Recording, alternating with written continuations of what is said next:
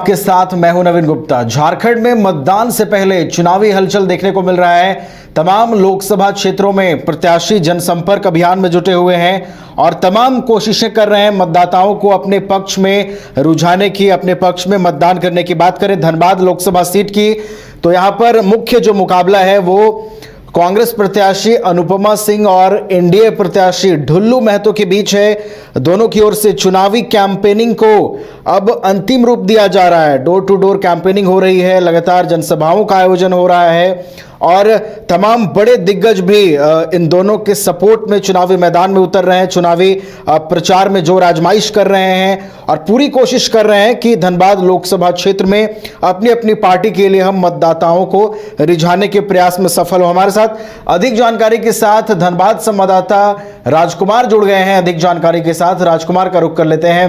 राजकुमार, Dhanbad Lok Sabha seat इस बार एक hot seat बन गया है अगर हम झारखंड की बात करें तो, क्योंकि पहले ढुल्लू महतो एनडीए उम्मीदवार बनते हैं, उसके बाद काफी देर होती है जब कांग्रेस के उम्मीदवार की घोषणा होती है, फाइनली अनुपमा सिंह मैदान में उतरती हैं। कैसी फाइट इन दोनों के बीच आप देख रहे हैं राजकुमार? बिल्कुल नवीन, धनबाद जो है अगर हम बात करें तो इस लोकसभा चुनाव में हॉट केक बना हुआ है, हॉट सीट बना हुआ है। सबकी निगाहें धनबाद लोकसभा के क्षेत्र पर है और अगर हम बात करें भाजपा प्रत्याशी ढुल्लू महतो की तो सबसे पहले भाजपा ने अपने कैंडिडेट की घोषणा की और भाजपा के जो तमाम घटक दल हैं उन्होंने इसमें समर्थन की घोषणा पहले से ही कर रखी थी और उनके पक्ष में लगातार जो जनसंपर्क का दौर है वो चल रहा है, सभाएं हो रही है। लेकिन अभी हम बात करें विपक्ष में जो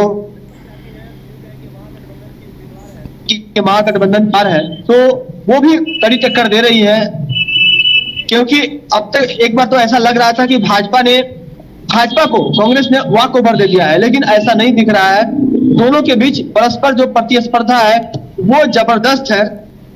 दोनों ही प्रत्याशी और उनके समर्थक लगातार जनसंपर्क अभियान में है। अलग अलग जगहों पर जो तमाम जो 6 विधानसभा क्षेत्र हैं वहां पर जनसंपर्क अभियान चलाया जा रहा है। लोगों से मुलाकात कर रहे हैं प्रत्याशी और कोई पीएम मोदी के 400 पार वाले नारे को उड़ाने की कोशिश कर रहा है।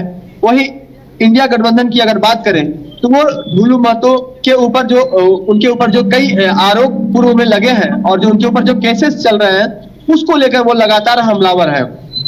स्थानीय मुद्दे भी बार बार कांग्रेस की जो प्रत्याशी है उनके द्वारा उठाया जा रहा है।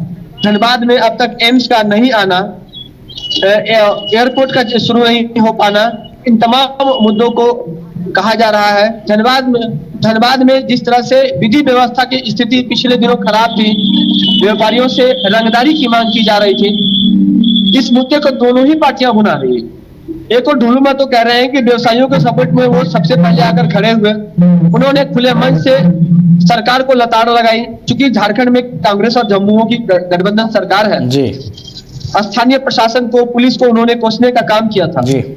वहीं अगर हम बात करें अनुपमा सिंह की तो वो भी लगातार इस मुद्दे को लेकर स्वयं प्रत्याशी के ऊपर ही कई तरह के गंभीर आरोप लगा रही हैं। उनके ऊपर जो पूर्व में कई आरोप लगे थे उसकी दुहाई देते हुए लोगों से अपने लिए वोट की अपील कर रहे हैं। कई जगहों पर जातीय समीकरण भी देखा जा रहा है जी। लेकिन एक बात जो बहुत ही कॉमन दिख रही है दोनों ही पार्टियों में और दोनों ही प्रत्याशियों में, जो सबसे बड़ा डर है वो है उनके अपने पार्टी के लोगों से। जिस तरह से भाजपा में ढुल्लू का विरोध हुआ था और उसके बाद लगातार उनके द्वारा और उनकी अपनी पार्टी के जो वरीय पदाधिकारी हैं उनके द्वारा उस विरोध को कम करने के साथ साथ तमाम जो विरोध के स्वर से उसे समझा बुझाकर ठीक करने का प्रयास किया गया। उसी तरह से कांग्रेस में भी जोर आजमाइश चल रही है, लेकिन लगातार दोनों ही दलों में कहीं कहीं से विरोध का स्वर फूट पड़ रहा है जी।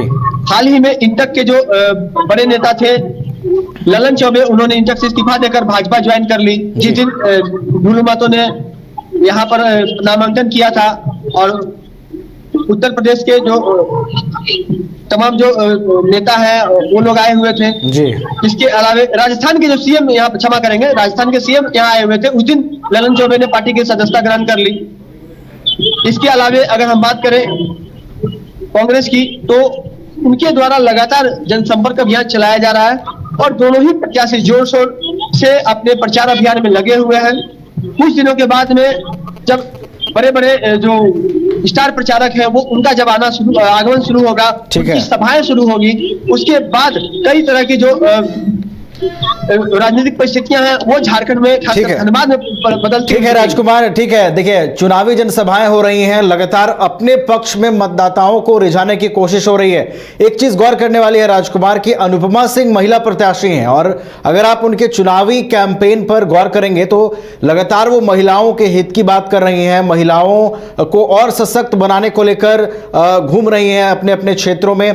तो क्या ये लगता है आपको राजकुमार की महिलाओं पर, चूंकि वो महिला प्रत्याशी हैं, महिलाओं पर बात कर रही हैं, क्या मतदाताओं को रिझाने में कामयाब हो पाएंगी वो? देखिए, हमने जितनी भी महिला जो झारखंड की महिला वोटर है उनसे बात की है तो कहीं ना कहीं उनका पीएम मोदी के प्रति बहुत ही मतलब सम्मान है और जो अनुपमा है उनके प्रति भी सम्मान है।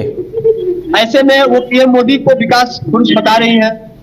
उनके द्वारा जो महिलाओं के लिए योजनाएं चलाई गई, चाहे उज्ज्वला योजना का लाभ मिला हो, पीएम आवास योजना का लाभ मिला हो, या फिर कोरोना काल में जिन महिलाओं का को उनके खाते में पैसे दिए गए, जिनका जनधन योजना के तहत खाता था, वो तमाम महिलाएं पीएम मोदी के कार्यों से काफी संतुष्ट हैं। वहीं अगर अनुपमा की बात करें तो अनुपमा भी चूंकि राजनीतिक घराने से ताल्लुकात है उनका, उनके ससुर बड़े चेहरे थे, यहाँ पर कई बार विधायक रह चुके हैं, उन्हें भी सांसद का टिकट मिला था लेकिन उन्होंने लड़ने से इनकार कर दिया था राजेंद्र सिंह ने जी। और अनुपमा सिंह लगातार महिलाओं को इस बात का आश्वासन दे रही है कि उन्हें किसी भी तरह से रात को 12 बजे भी शहर में निकलने में कोई परेशानी नहीं होगी, विधि व्यवस्था वो दुरुस्त करेंगे। लेकिन सबसे बड़ी बात है कि दुरुस्त करना विधि व्यवस्था को या स्थानीय जिला प्रशासन, स्थानीय पुलिस का कार्य होता है और उसमें राज्य सरकार की बहुत बड़ी भूमिका होती है, उसमें केंद्र सरकार बहुत कुछ नहीं कर सकती है। लेकिन राज्य और केंद्र में अगर एक ही पार्टी की सरकार हो तब उस परिस्थिति में कहीं ना कहीं स्थितियां सामान्य हो पाती है।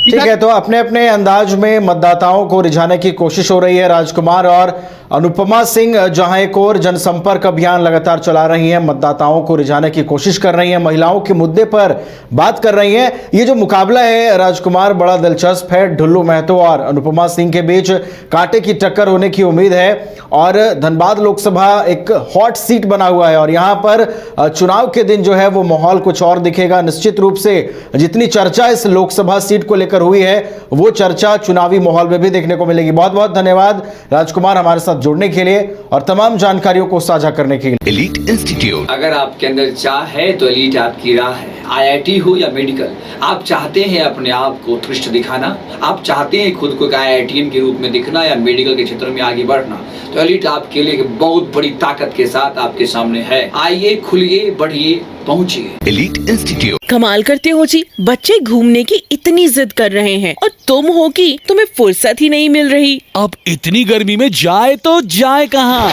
इस गर्मी में मस्ती और फन का आ गया है परफेक्ट डेस्टिनेशन, वाइल्ड वादी, जहाँ है water park, bird park, flower park, trampoline park, amusement park, 250 feet लंबा, जिप लाइन और क्रिकेट स्टिमुलेशन का खूबसूरत नजारा। वाइल्ड वादी, 10 माइल चौक, रांची। वाइल्ड वादी यानी अनलिमिटेड फन और अनलिमिटेड मस्ती।